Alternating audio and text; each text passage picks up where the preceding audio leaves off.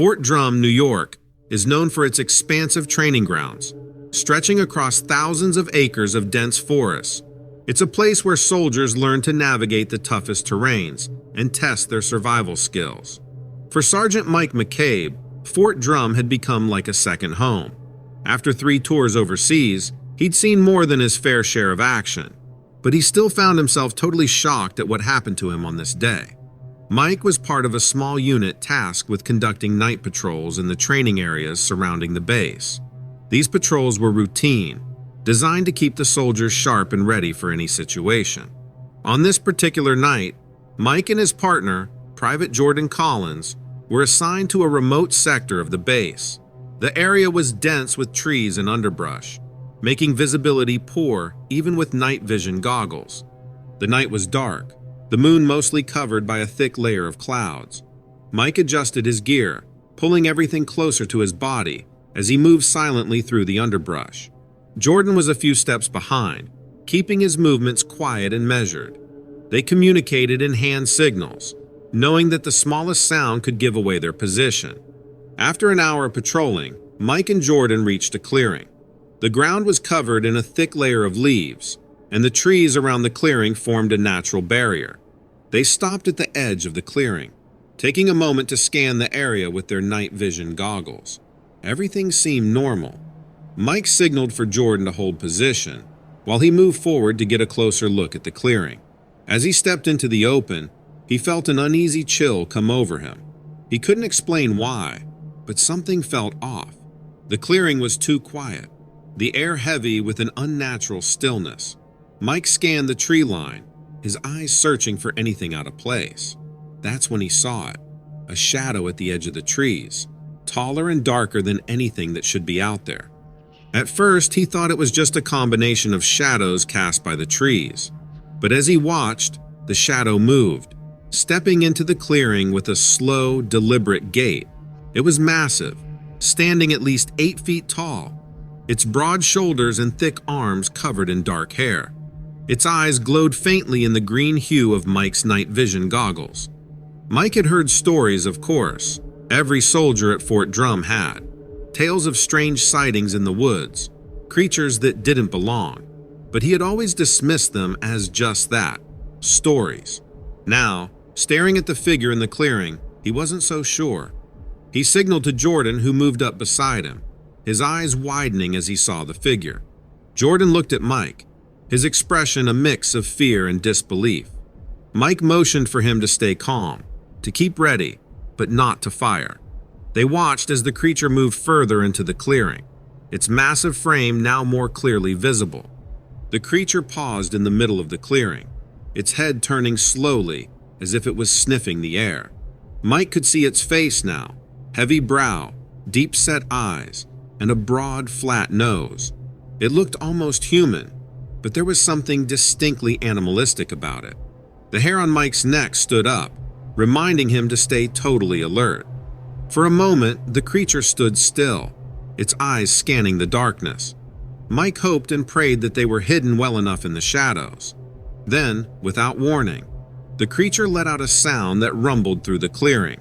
It turned and began to move toward the other side of the clearing, its footsteps heavy on the forest floor. Mike and Jordan watched, hardly daring to breathe, as the creature disappeared into the trees. For a long moment, they stood in silence. Finally, Mike exhaled. He turned to Jordan, who was still staring at the spot where the creature had vanished. "Did you see that?"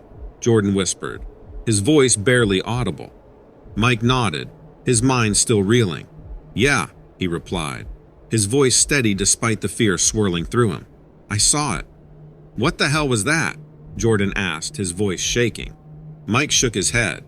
"I don't know," he admitted, "but I don't think we should stick around to find out." He signaled for Jordan to follow, and they quickly made their way back to the path, moving as quietly as possible. Every sound seemed amplified. Mike's mind raced with what they had seen. It wasn't a bear, that much he knew. Bears didn't walk on 2 legs, and they certainly didn't have eyes that glowed in the dark. When they reached the relative safety of the main trail, Mike called for an immediate extraction. He didn't want to be in those woods any longer than necessary. As they waited for the vehicle to arrive, Mike kept his eyes scanning the darkness. He couldn't shake the feeling that they were being closely monitored and that the creature was still out there. Back at the base, Mike and Jordan made their report. Their commanding officer listened, his expression neutral.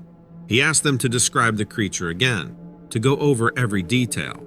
Mike did his best, but he could tell his words weren't having the desired effect. "Are you sure it wasn't just a bear?" the officer asked, his tone doubtful. Mike shook his head. "I know what I saw, sir," he replied firmly. "That was no bear." The officer nodded, but Mike could tell he wasn't convinced. "I'll file the report," he said. "But you know how these things go. Without solid evidence, it's hard to make any official calls." Mike nodded, understanding. He didn't blame the officer. If he hadn't seen it with his own eyes, he wouldn't have believed it either. As he and Jordan left the office, Mike felt a strange mix of relief and unease. Relief that they were back on base, away from whatever was out there. Unease because he knew that creature was still out there, somewhere in the woods of Fort Drum. That night, as Mike lay in his bunk, he couldn't sleep. Every time he closed his eyes, he saw the creature, heard its growl. He wondered how many other soldiers had seen the creature. How many had kept their sightings to themselves for fear of not being believed? Mike knew one thing for sure. He would never forget what happened. And he knew that, as long as he was stationed at Fort Drum, he would always be looking over his shoulder, always be listening for the sound of heavy footsteps in the night. He still thinks that it's just a matter of time before someone sees it again.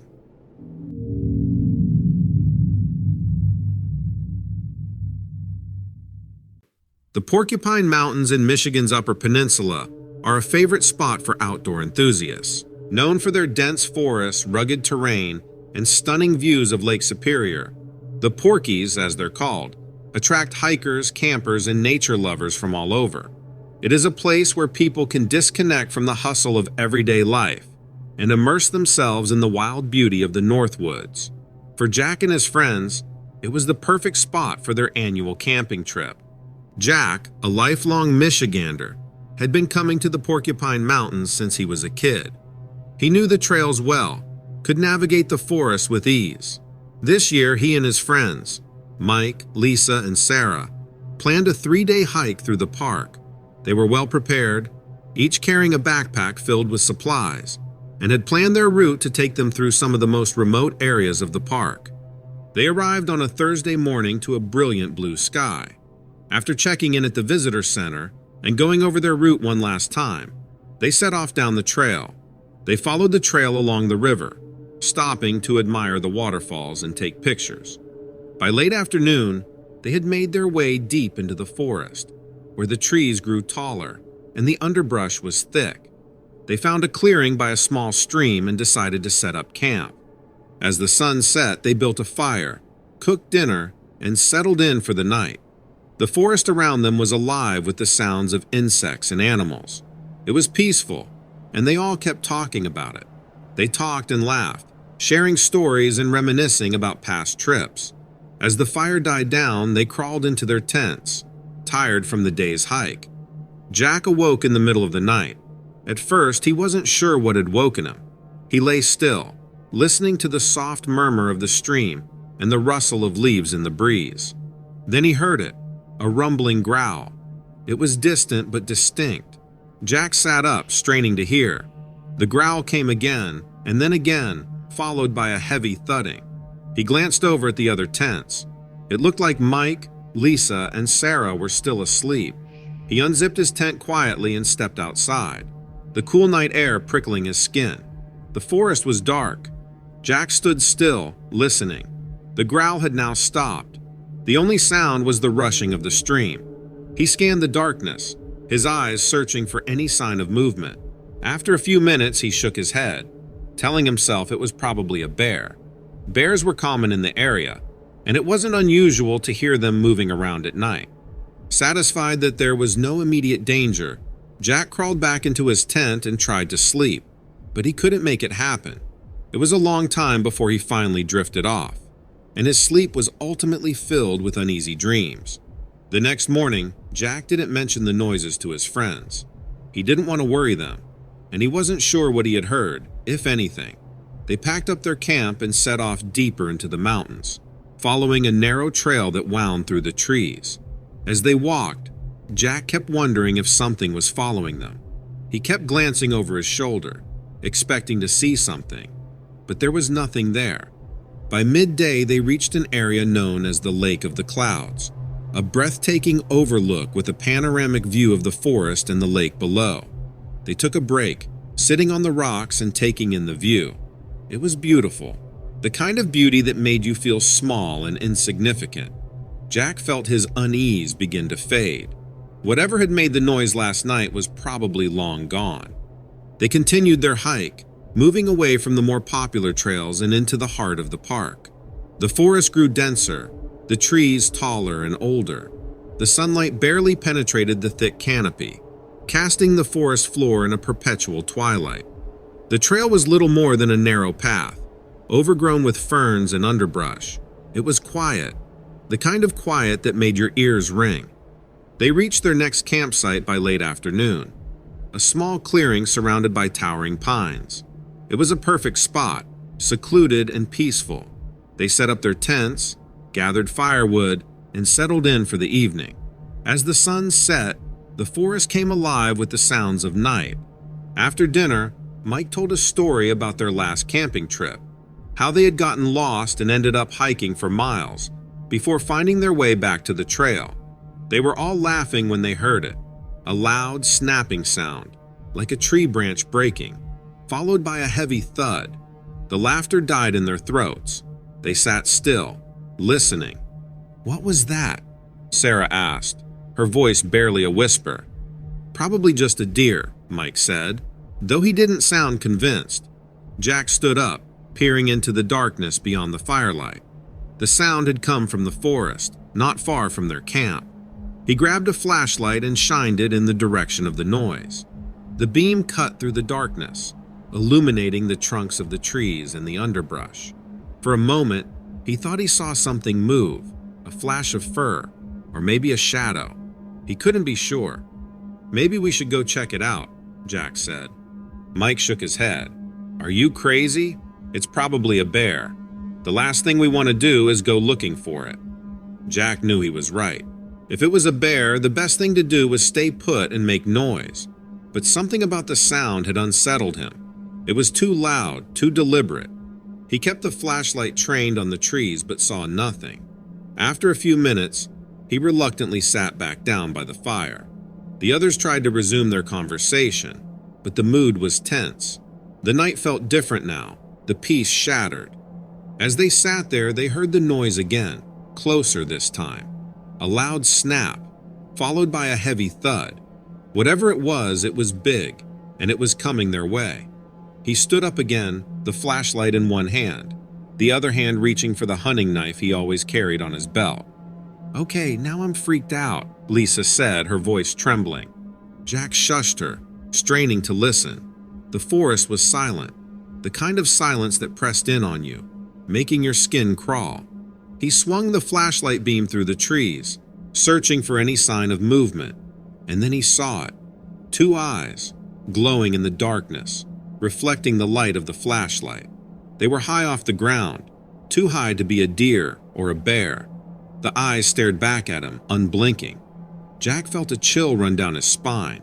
He knew those eyes didn't belong to any animal he had ever seen. They were too intelligent. He took a step back. The eyes moved, and he caught a glimpse of a massive figure, covered in dark fur, standing on two legs. It was only for a second, but it was enough. The figure turned and disappeared into the darkness. "Did you see that?" Jack whispered, his voice barely audible. The others nodded, their faces pale in the firelight. No one said a word. They sat in silence, the reality of what they had seen sinking in. Jack knew they needed to leave. Whatever that thing was, it was watching them, stalking them. They packed up their camp in record time, extinguishing the fire and gathering their gear. Jack led the way, flashlight in hand, as they made their way back to the trail. They walked quickly, the darkness falling quickly. Jack kept the flashlight trained on the trail ahead, his other hand gripping the knife. It wasn't much, but it sure did make him feel better. They didn't speak, the only sounds coming from them moving along the trail. Jack kept glancing over his shoulder, expecting to see the creature following them. They reached the main trail and broke into a run, fear driving them forward faster than ever.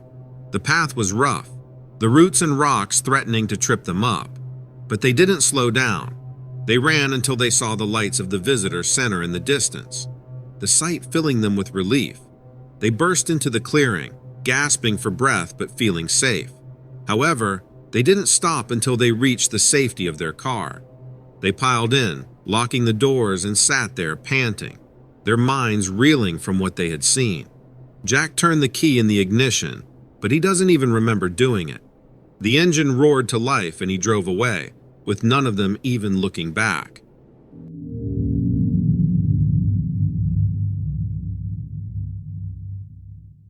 It was the middle of April 2012 when Andrea Thompson, a park ranger working in Jasper National Park, Alberta, began her shift. The park was just starting to get busy after the long winter, with the first signs of spring barely starting to make their appearance. Snow still clung to the higher elevations, but the lower trails were beginning to thaw, revealing patches of green and the occasional burst of early wildflowers. Andrea was responsible for the park's network of trails, ensuring that everything was in order and that visitors adhered to the park's regulations. Jasper National Park is a place of dramatic mountain scenery and expansive wilderness, one not to be missed. On this particular morning, Andrea decided to check on a section of the park known for its rugged terrain. She figured she better get it checked early in the day when she had the most energy. The area, referred to as the Whistling Canyon, was named for the unusual wind sounds that echoed through the narrow gorges. The trails here were more challenging, and Andrea liked to make sure they were clear of any hazards for the few hikers who ventured this far. As Andrea drove her ranger truck along the dirt road leading to Whistling Canyon, the sky was overcast, casting a weird filtered light over the area. The air was crisp, and the occasional gust of wind reminded her that winter was not totally gone yet. She parked at the trailhead and set off on foot, following the winding path into the canyon. The canyon was a breathtaking sight, with towering rock walls and a narrow, winding river cutting through the base. The wind whistled through the gorges, creating a haunting sound that she could hear all around her. Andrea enjoyed the solitude of this remote area because it was often undisturbed by the hustle and bustle of more popular parts of the park. As she made her way along the trail, Andrea noticed something unusual. The ground was disturbed in several places, as if something large had moved through recently. Broken branches and disturbed earth suggested that a significant disturbance had occurred. She marked the locations and continued her inspection, noting the potential signs of wildlife activity. Suddenly, the whistling wind grew louder, and Andrea heard a series of strange, rhythmic thumping noises that seemed to come from the direction of a narrow gorge up ahead. The sounds were not normal. They were repetitive and somewhat mechanical, yet with an almost organic quality. Curious and slightly apprehensive, Andrea followed the noise, her flashlight cutting through the dim light. When she reached the source of the sound, Andrea stopped in her tracks. There, in a small clearing, was a creature unlike anything she had ever seen. It was roughly 6 feet tall, with a humanoid shape but covered in a thick, bristly fur that ranged from dark brown to black. Its limbs were long and thin, with clawed hands and feet. The creature's face was a mix of human and animal features, with large eyes that were brighter than normal. The creature was moving in a strange pattern, its movements accompanied by the thumping noises Andrea had heard. It seemed to be engaged in some form of ritual or activity, though what it was doing remained totally unclear. The creature's eyes locked onto Andrea's, and for a moment, they stood in a silent, intense gaze. Andrea fumbled for her camera, trying to capture the bizarre encounter. The creature, noticing her movements, let out a low but screeching noise somehow matched the wind's whistling sound. Taking a deep breath, Andrea slowly backed away, keeping her eyes on the creature. It continued its rhythmic movements, seemingly uninterested in her departure. As Andrea reached a safe distance, she turned and quickly made her way back to the trailhead, trying not to think about what she just saw. Back at her truck, Andrea reviewed the photos she had taken. They were somewhat blurry due to the low light and her nervousness, but they did capture the creature's distinctive features: its bristly fur, glowing eyes, and unusual posture. Andrea knew she had seen something extraordinary, but she was unsure how to explain it. Andrea reported the disturbance in the canyon to her superiors, but she chose to withhold the details about the creature. She was aware that such an account would be met with skepticism, and she wanted to avoid unnecessary speculation. The photos remained her own private record, a personal reminder of her surreal encounter. The experience in Whistling Canyon remained with Andrea as a vivid memory of the mysteries that the natural world could hold. The creature, a testament to the unknown and unexplained elements that could surface even in the well-trodden paths of Jasper National Park.